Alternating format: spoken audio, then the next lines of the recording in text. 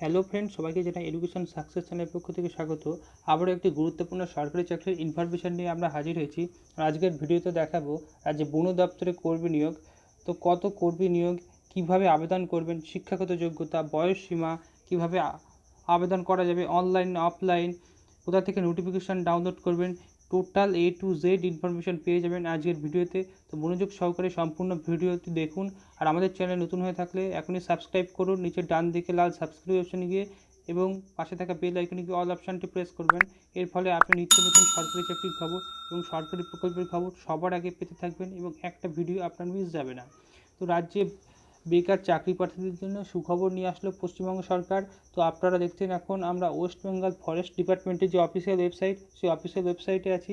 তো রাজ্যে 2000 বনকর্মী নিয়োগ হবে। তার শিক্ষাগত যোগ্যতা, আবেদন পদ্ধতি, বয়সসীমা সমস্ত আপনাদের ডিটেলসে দেখাবো। তার আগে যেটা গুরুত্বপূর্ণ বিষয়, আপনারা প্রথমে একটা মোবাইল বা কম্পিউটারে একটা ব্রাউজার অন করবেন।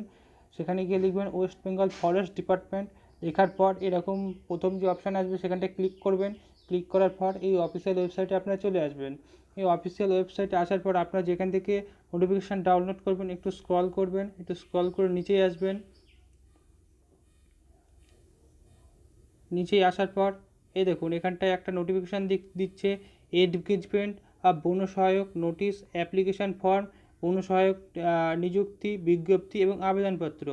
এইটা 30/7/2020 বেরিয়েছে এবং এই হচ্ছে বন সহায়ক আর নিযুক্তি বিজ্ঞপ্তি।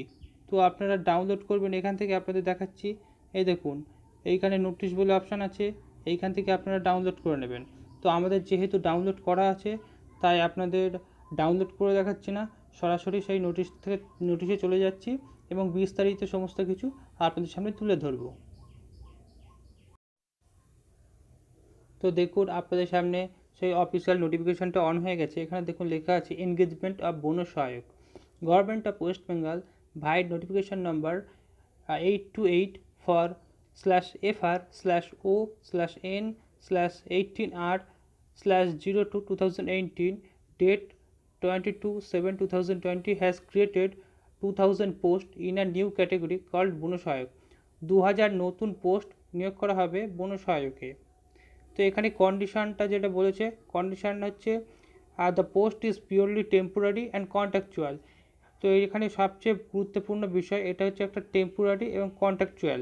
The incumbent will not have any claim any service benefit provide permanent employees of government of west Bengal. তো এখানে যেটা বলা হচ্ছে এটা পারমানেন্ট নয় এবং এখানে যেটা বলা হচ্ছে এখানে বেসিক স্যালারির কথা বলা হচ্ছে 10,000 টাকা পার মান্থ।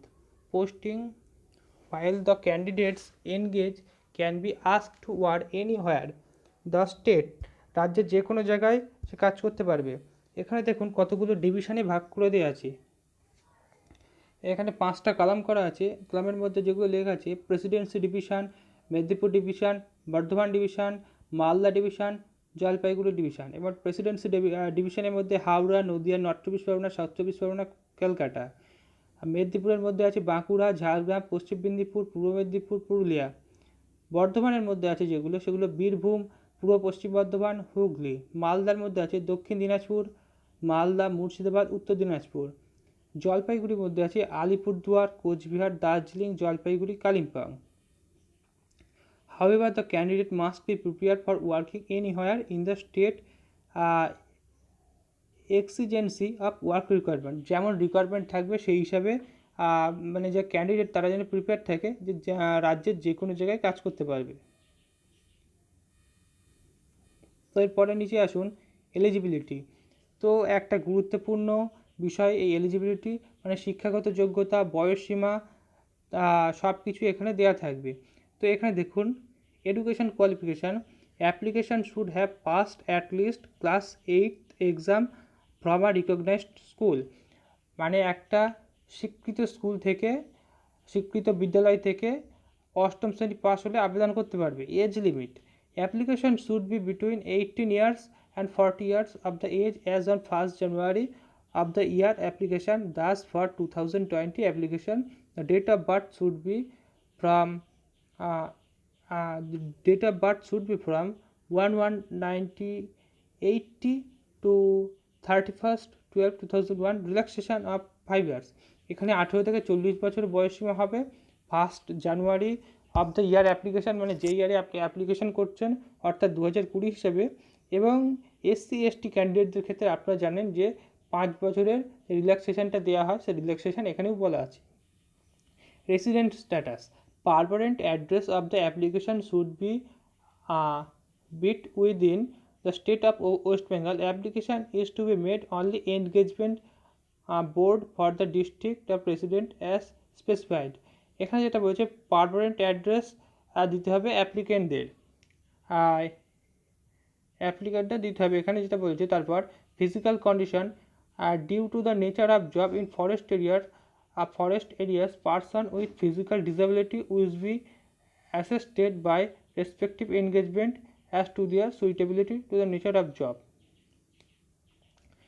যদি ফিজিক্যাল ডিসএবিলিটিস থাকে তার সেই ব্যাপারটাও দেখার কথা এখানে বলে দিয়েছে।